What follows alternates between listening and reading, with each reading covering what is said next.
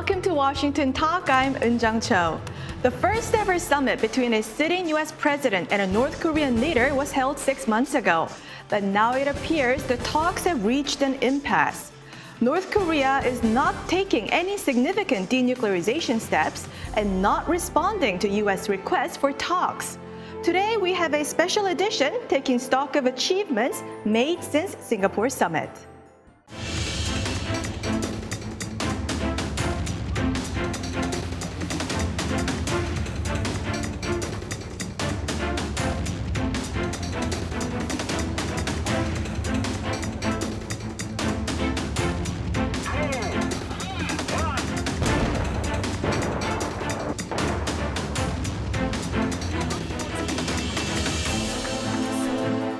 제재가 우리의 불신을 증폭시키고 있는 것이 문제입니다. 미국이 신뢰 조성에 치명적인 강권의 방법에만 매어달리고 있기 때문입니다.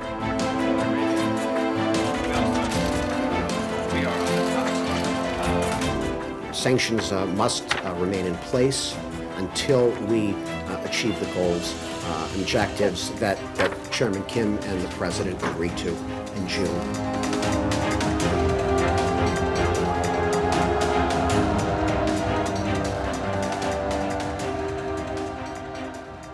In the studio with me today, Mr. Frank Jannuzi, president of the Mansfield Foundation and former advisor to the Senate Foreign Relations Committee. Also joining me today, Ambassador Christopher Hill, former Assistant Secretary of State for East Asian and Pacific Affairs. Ambassador Hill was the chief negotiator for the U.S. in the six-party talks. And my guest, Mr. Bruce Klingner, Senior Fellow at the Heritage Foundation. Mr. Klingner was CIA's Deputy Division Chief for Korea. Welcome to the program. Thank you very much. Good morning. I want all your opinions on this first question. How do you rate the progress so far since the Singapore summit? Are we on the right path, Ambassador?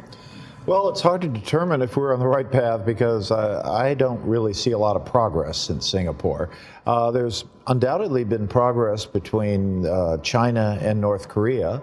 I'm not sure that's the progress we're looking for.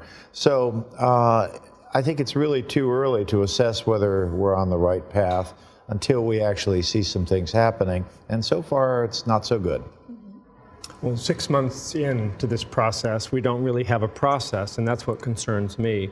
The summit should have been the door opener that enabled a series of working level talks for lower level officials to discuss the many issues that are separating us from North Korea, the denuclearization issues, the basic questions of trust and peace on the Korean Peninsula. But so far, all we've had is one summit followed by one symbolic gesture of friendship in terms of the return of remains, and very little else to show for this effort. So if we don't see some working level serious engagement soon, I think that this entire process will have to be called into question. It's as if we're standing in the middle of a desert and we're looking for a path. We're not quite sure which direction to go in. As Frank is pointing out, after 6 months after the Singapore summit, we don't even have an agreed upon definition of what denuclearization is, let alone what the Korean Peninsula is. North Korea thinks it includes Guam and other areas. So we need to have working level meetings, more of a traditional bottom-up approach before we jump into a summit. But President Trump, on the other hand, feels that, as John Bolton has said, the very lack of progress shows why we need to have another summit. I'm worried about that approach. I think we need to have working level meetings, but North Korea is refusing to meet with Special Envoy Began. Mm-hmm. So, Ambassador, do you think we're in this situation because we're in this top-down approach rather than the multilateral approach? I think we're in this situation because President Trump essentially wants to be the negotiator. And I thought perhaps he would start the process and then they'd move on with other negotiators. But I think the problem is he wants to do all the negotiating. So I think other meetings that have taken place, and as Bruce mentioned, there have been very few, certainly not at the working level. I think the problem is that these meetings that there have just been reduced to arranging for President Trump's next meeting. This is not going to be solved by some summit meeting. This is going to be solved by the preparations for a summit meeting, and so far there are just no preparations. Still, President Trump said the summit will be held either in January or February, and considering that there is no working level or higher level talks, can this summit still happen? I think a summit can happen, as Singapore proved, but the real question is, can a summit be a success, and can it lead to denuclearization? And I think in the absence of these meetings that Frank and Bruce have alluded to, I'm not sure that's going to happen. Certainly a summit can happen if the two countries agree to have it. That doesn't mean it'll be a good summit. We do need to get down to the nitty-gritty, or to put the meat on the bones of the very sparse Singapore summit.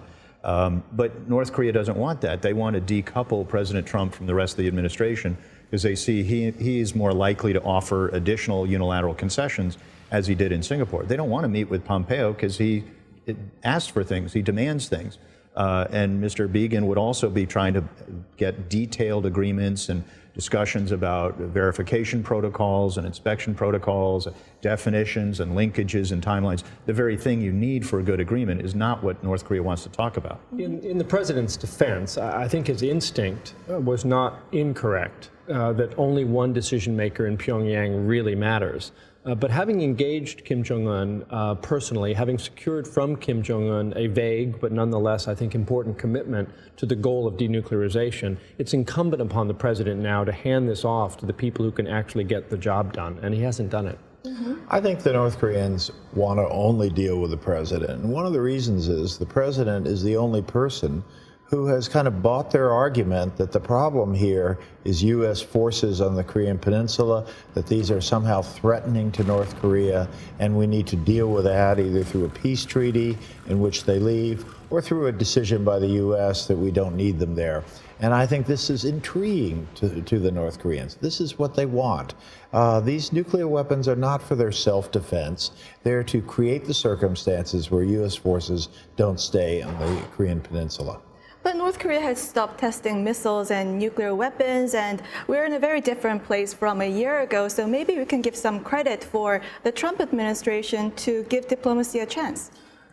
Well, I would say that certainly we're in a better place now than a year ago, when we were very nervous about a U.S. preventive attack.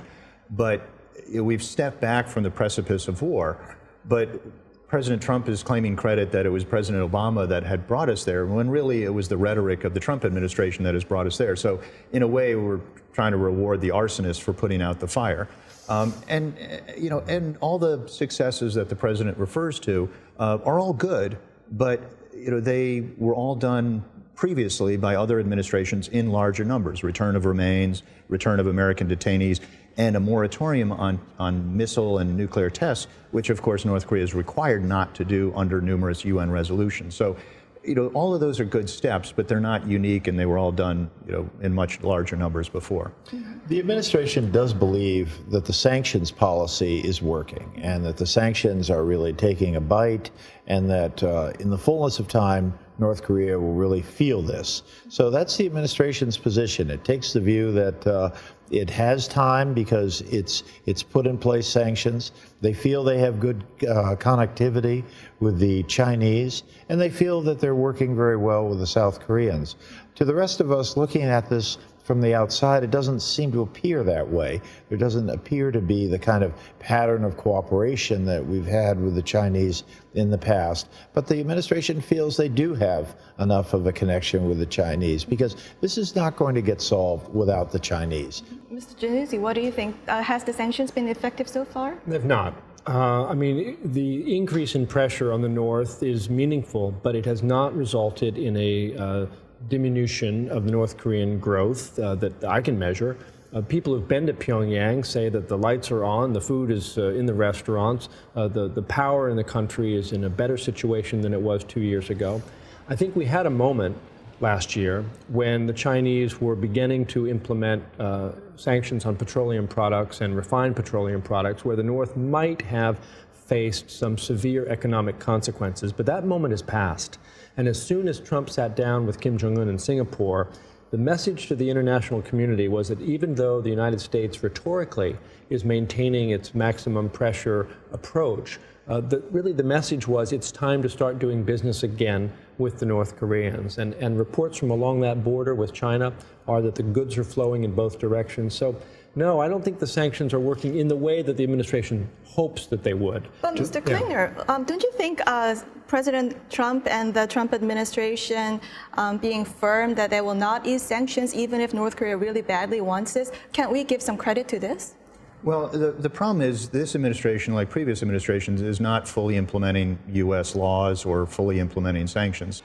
Now, sanctions have a number of objectives, but they're also one tool that you use in conjunction with others, including diplomatic engagement. So we've all been critical of the Trump administration and the approach, but I think we do need to bring it back to, in my view, the main problem is North Korea. So while our approach may, we may have problems with, the reason we're here is because North Korea has been pursuing a nuclear weapons program since the 1960s. They've signed numerous international agreements promising never to build nuclear weapons. They violated all of those. They signed agreements to promising to give up what they promised never to build, and they either didn't fulfill or they violated those. And we've seen, they've launched missiles, they've done nuke tests, all in violation of UN resolutions. So, as critical as we can be of this administration or other administrations, I think we do need to bring it back to the reason we're here is because of North Korean actions on nuclear and missile, but also conventional forces, their attacks, their threats, acts of war, acts of terror. Ambassador Hill, in your book Outpost, you mentioned about North Korea's annoying negotiating habits. Do you still see that now? Annoying negotiating habits? I guess I said that. That sounds about right. Mm-hmm. Do you still see that? Yes. I mean, I think they start things and then they don't follow up. I mean, the notion of the U.S. Special Envoy not being able to get a meeting with the North Korean Foreign Ministry makes no sense to me. It only makes sense in the context of North Korea not being serious. And by the way, earlier you mentioned that they haven't tested while this process or so-called process has been going on. In fact, during the time that my team was engaged with this, almost 4 years, they never tested. They only tested when the negotiations had broken down. So there is something to be said, I guess, for talking to them during which they don't test.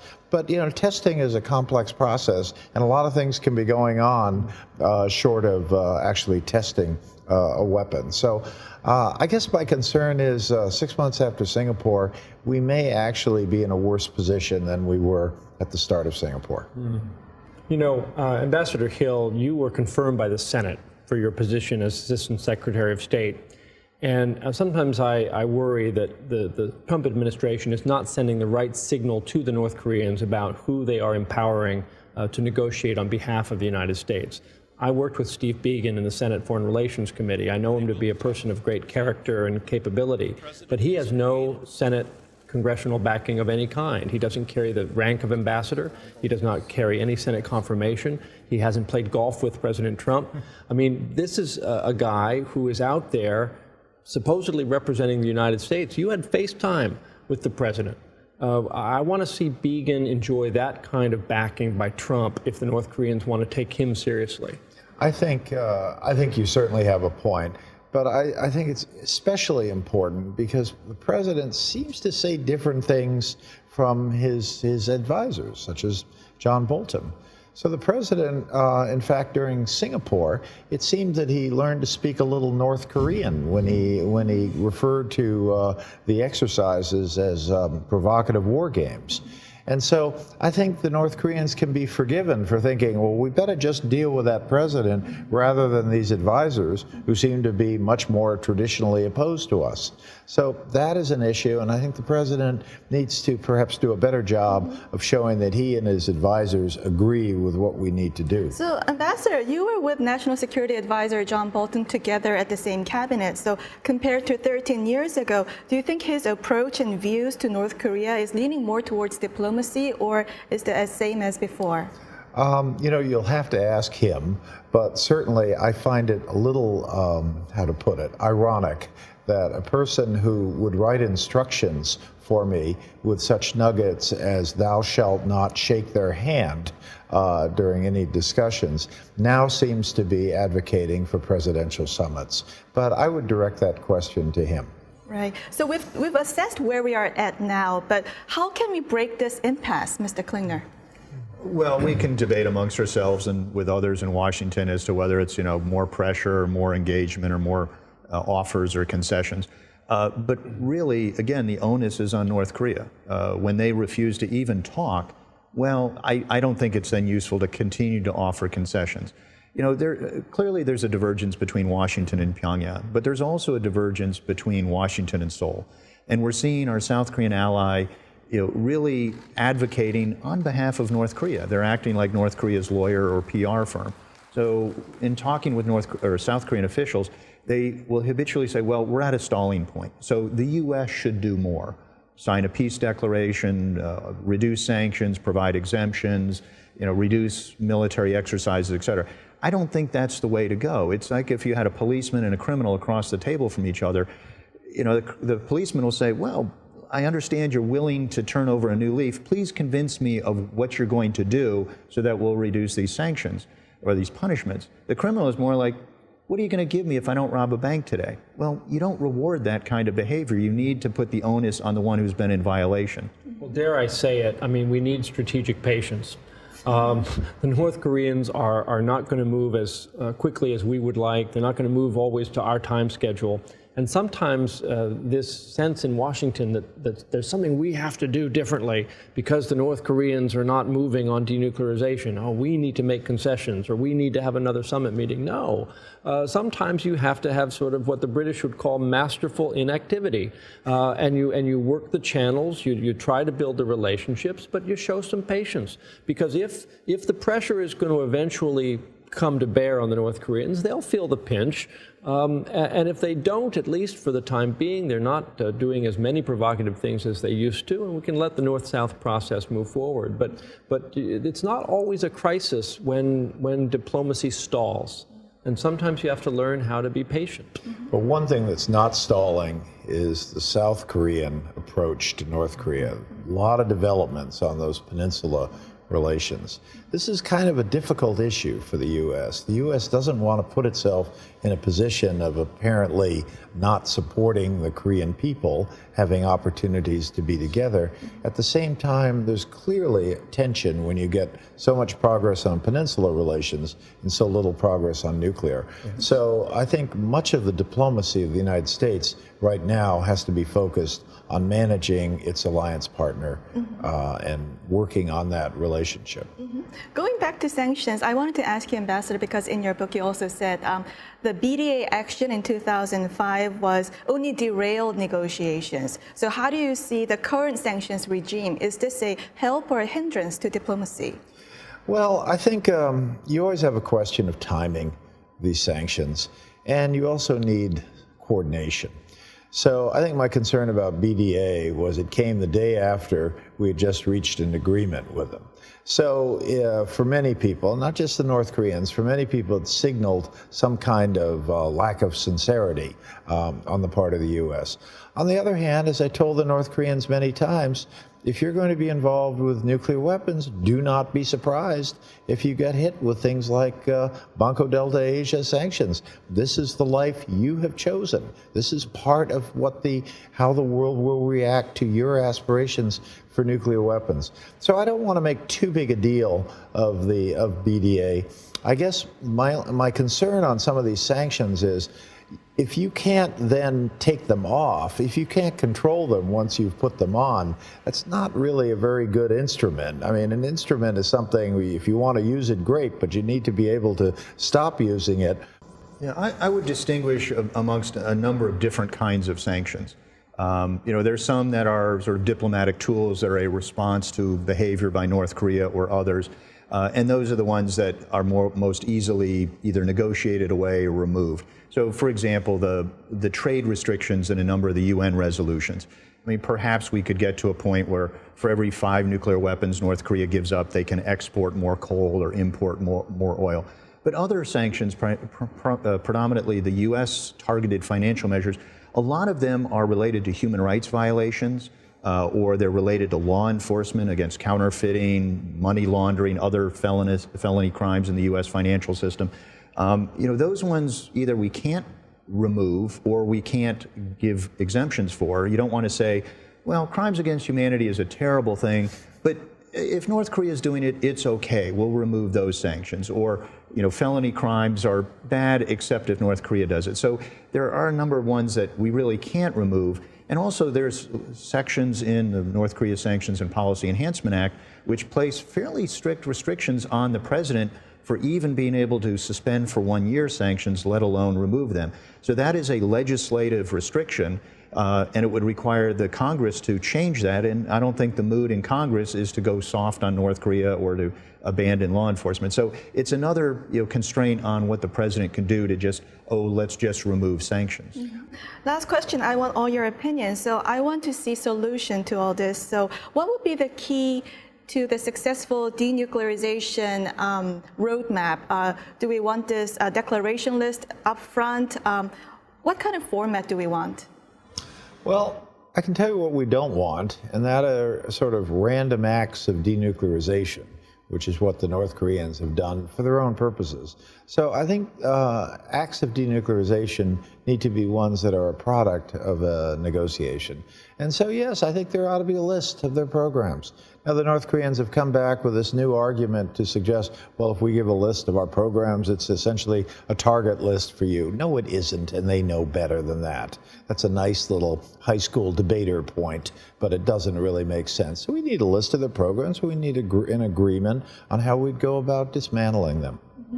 I think, go ahead, Bruce. Yeah, I would say sort of look to what we did with the arms control treaties with the Soviet Union. They were very comprehensive, very detailed, with sort of painful negotiations over even the definitions of things. But everyone knew what they were supposed to do, and they had sufficient verification. So, I think we look towards that of making sure everyone knows what they have to do, and then sufficient verification. Now, there's a number of different ways we can slice the nuclear problem, whether it's sort of sequential of if they do this, then they get this, and that's part of the negotiation, the linkages, or whether it's different lanes in the road of let's first focus on uranium and plutonium production and then worry about creation of weapons. There are a number of different ways we can slice it, but as Ambassador Hill said, you don't want to just sort of have this random acts of activity and then demand payment for it. It should all be part of a comprehensive plan. And Bruce and I differ a little bit on the Soviet-style arms control agreement with North Korea, but where we agree strongly is that the U.S. side needs to prioritize what really matters. And we need to communicate that effectively to the North, and we need to proceed in a very rigorous step-by-step fashion and not in a random scattershot approach. And we're not going to get anywhere with the North Koreans if we don't focus both on the main threats, the fissile material production and the weapons delivery systems, but also focus on building a new style U.S.-North Korea relationship. These two things go hand in hand. And the precise sequencing and the timing of reciprocal steps on peacemaking and denuclearization, that's what the diplomats are paid to do. But we do need to recognize that both will be necessary. Well, that's all the time we have for this discussion. We'll move on to our next segment. Now time for the photo moment, time to look at an interesting North Korea picture. Today we have a picture of an art exhibit in the Czech capital of Prague. In this exhibit, visitors can punch punching bags decorated with the faces of world leaders like Kim Jong-un and Vladimir Putin and President Trump. The curator says visitors will have an opportunity to do workout and get informed and be more aware of what's going on in the world. Frank? Well, I'm just wondering whether Google or Facebook is going to have some kind of a sensor in those bags to tally how many times the different leaders get punched and then use big data to do opinion research on the boxers. Ambassador? I think it's the kind of thing the North Koreans are proud of. And I'm not sure it's going to lead to denuclearization. I agree with Frank. I'd like to know, the sensors of who gets punched more, but I don't want to know. But it's also the kind of thing that North Korea would likely take umbrage at and demand the studio take it down, and this is considered an act of war, et cetera. But I mean, it's on the one hand, it's someone having some fun, but if it's sort of too publicized, it's a bit counterproductive. Yeah.